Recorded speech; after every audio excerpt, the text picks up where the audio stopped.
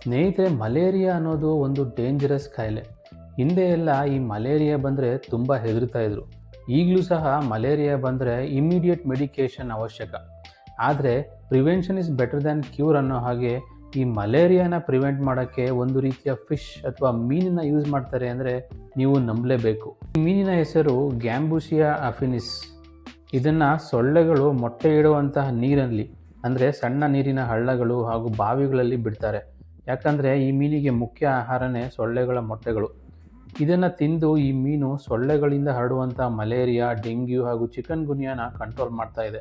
ಇದು mosquito fish ಅಂತಾನೆ famous ಆಗಿದೆ. ಇದು ಇತ್ತೀಚಿನ ದಿನಗಳಲ್ಲಿ ನಡೀತಾ ಇರೋದಲ್ಲ. ಇದನ್ನು ಮೊದಲ ಬಾರಿಗೆ 1920ರಲ್ಲಿ ಸೌತ್ ಅಮೇರಿಕಾ, ರಷ್ಯಾ ಹಾಗೂ ಉಕ್ರೇನ್ ದೇಶಗಳಲ್ಲಿ ಬಳಸಲಾಗಿತ್ತು. ಹಾಗೂ 1975ರಲ್ಲಿ ಮೊದಲ ಬಾರಿಗೆ ನಮ್ಮ ಭಾರತದಲ್ಲೂ ಬಳಸಿದರು. ಇದೇ ರೀತಿ ಇಂಟ್ರೆಸ್ಟಿಂಗ್ ವಿಡಿಯೋಗಳನ್ನ ನೋಡೋದಕ್ಕೆ ನನ್ನ ಯೂಟ್ಯೂಬ್ ಚಾನಲ್ಗೆ ಸಬ್ಸ್ಕ್ರೈಬ್ ಆಗಿ.